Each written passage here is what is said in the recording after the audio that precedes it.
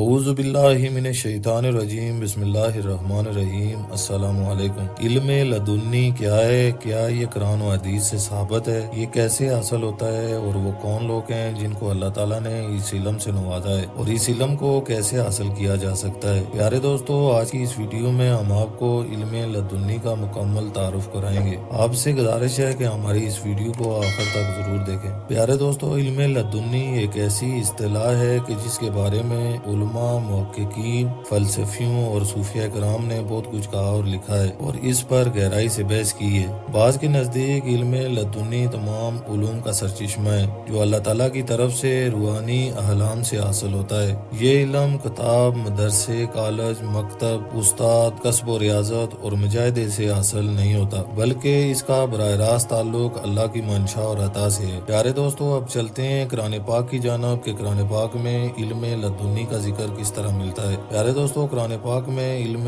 لدنی کا تذکرہ حضرت خضر علیہ السلام اور حضرت موسیٰ علیہ السلام کے واقعے میں ہوا ہے جو سورہ کہف میں موجود ہے۔ ترجمہ: تو انہوں نے ہمارے بندوں میں سے ایک بندے خضر کو پایا جسے ہم نے اپنی طرف سے رحمت عطا کی تھی اور اسے اپنے پاس سے ایک خاص علم سکھایا تھا۔ پیارے دوستو، یہ آیات واضح کرتی ہے کہ علم لدنی اللہ تعالیٰ کا خاص انعام ہے جو ظاہری تعلیم یا وسائل کے بغیر بندے کو عطا ہوتا ہے۔ اس کے علاوہ سورہ طٰ میں موسیٰ علیہ السلام کی دعا بھی ہے کہ اے میرے رب، میرے علم میں اضافہ فرما۔ سورہ بقرہ میں بھی ارشاد باری تعالیٰ ہے کہ اللہ سے ڈرو اور اللہ تمہیں علم عطا کرے گا۔ پیارے دوستو، اگر ہم احادیث کا مطالعہ کریں تو احادیث کی کئی کتابوں میں علم لدنی کا تذکرہ ملتا ہے۔ حدیث مبارکہ میں علم کے مختلف درجات کا ذکر ہے جس میں علم لدنی بھی شامل ہے۔ نبی علیہ الصلوۃ والسلام نے فرمایا کہ یہ ایک نور ہے جسے اللہ تعالیٰ جس کے دل میں چاہے ڈال دیتا ہے۔ پیارے دوستو، یہ حدیث اس بات کی نشاندہی کرتی ہے کہ علم لدنی اللہ تعالیٰ کی طرف سے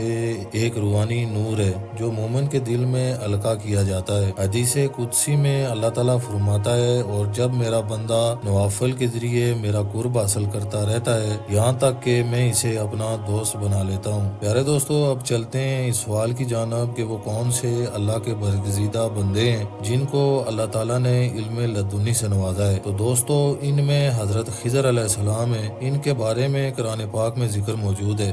پھر حضرت یوسف علیہ السلام، ان کے خوابوں کی تعبیر اور حکمت کو بھی اللہ پاک کی جانب سے خاص علم کہا گیا ہے، اور نبی علیہ السلام کو سب سے اعلیٰ علم لدنی عطا کیا گیا تھا جس کے ذریعے آپ نے دنیا کو رہنمائی دی۔ اس کے علاوہ تاریخ میں بہت سے اولیاء کرام جیسے شیخ عبد القادر جیلانی، مولانا جلال الدین رومی اور امام غزالی کو بھی علم لدنی کے عمل سمجھا جاتا ہے۔ پیارے دوستو، علم لدنی کو حاصل کرنے کے لیے انسان کو اپنی روحانی حالت بہتر کرنی پڑتی ہے، جیسے کہ کثرت سے اللہ تعالیٰ کو یاد کرنا، دل کی پاکیزگی کے لیے قرآن پاک کی تلاوت کرنا، خاص طور پر تہجد پڑھنا اور گناہوں سے بچنا، تمام کاموں میں اللہ کی رضا کو مقدم رکھنا۔ پیارے دوستو، علم لدنی ایک خاص نعمت ہے جو اللہ کے چنے ہوئے بندوں کو عطا کی جاتی ہے۔ یہ علم دنیاوی ذرائع سے حاصل نہیں ہوتا بلکہ یہ خاص اللہ کی عطا ہے۔ قرآن و حدیث اور تاریخ اس بات کی گواہی دیتے ہیں کہ یہ علم ان لوگوں کو ملتا ہے جو اللہ تعالیٰ سے قربت اختیار کرتے ہیں اور اپنے دل و دماغ کو روحانی طور پر پاکیزہ رکھتے ہیں۔ امید ہے ویڈیو پسند آئی ہوگی۔ ویڈیو پسند آنے کی صورت میں اپنی رائے کا اظہار لازمی کریں۔ ملتے ہیں کسی نئی ویڈیو میں، تب تک کے لیے السلام علیکم ورحمۃ اللہ وبرکاتہ۔